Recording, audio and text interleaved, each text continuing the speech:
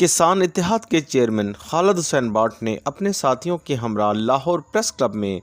Press conference سے خطاب کرتے ہوئے کہا کہ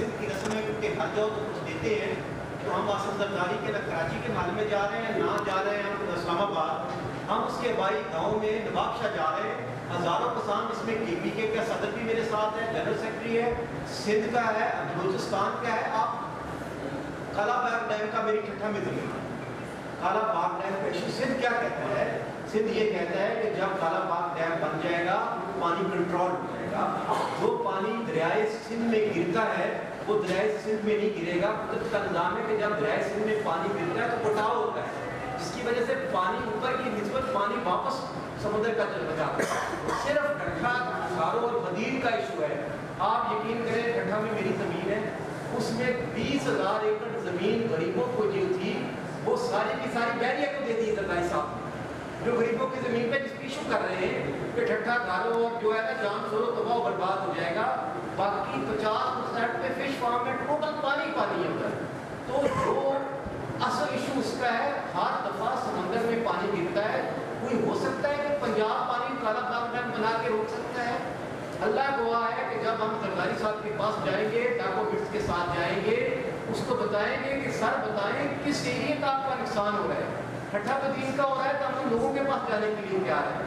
اگر کے پی کے کا ہو رہا ہے، کے پی کے لوگوں کا کیا ایشو ہے؟ وہ کہتے ہیں جب آپ کالا باغ ڈیم کو روک دیں گے پانی کو تو پانی کی اتنی ہائٹ ہو جائے گی، ارد گرد کی جو آبادی ہے وہ اس میں ڈوب جائے گی۔ اگر آپ نے کسی نے کالا باغ ڈیم جا کے لوکیشن وزٹ کی ہے، اللہ کو آپ کتنی ہائٹ پہ ہے کہ وہ کبھی زندگی بھر میں اتنی ہائٹ نہیں آ سکتی کہ ان کی وادیاں متاثر ہو جائیں۔ ہم پھر بھی کہتے ہیں اگر ان کی ایک تحصیل یا 2 تحصیلوں کا ایریا ڈسٹرب ہوتا ہے تو ہم پنجاب میں لاکھوں ایکڑ پڑی ہے، ان لوگوں کو 12 ایکڑ کے بجائے میں 2 مربع زمین چولستان میں دے دیں۔ اس موقع پر خالد حسین بٹ اور افتخار چودھری نے میڈیا سے گفتگو کرتے ہوئے کہا کہ جی ہم کسانوں کے ذریعے مداخلت کی جو بڑھتی ہوئی قیمتوں کے خلاف 16 تاریخ کو احتجاج کر رہے ہیں۔ تو ہمارا مطالبہ یہ ہے کہ فی الفور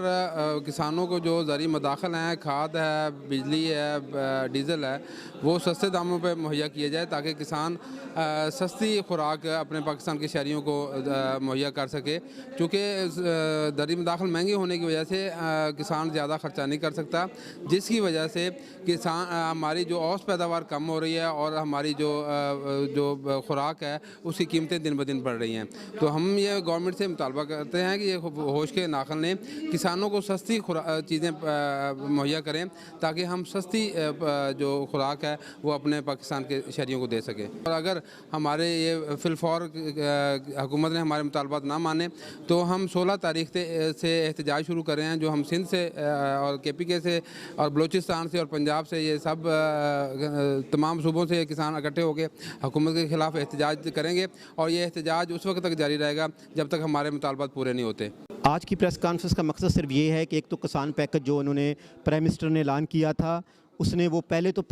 جو ہمارا پیکج اعلان ہی لیٹ کیا، اس کے بعد اس پہ عمل درآمد نہیں ہوا، اور عمل درآمد ہونے سے پہلے ہی انہوں نے 2 دن پہلے ایک پریس ریلیز جاری کر دی ہے کہ آپ کا کسان پیکج ختم ہو گیا ہے، ہمیں کھاد مل نہیں رہی، ڈیزل اتنا مہنگا ہے، بجلی پر یونٹ کا ریٹ اتنا مہنگا ہے کہ نہ میں اس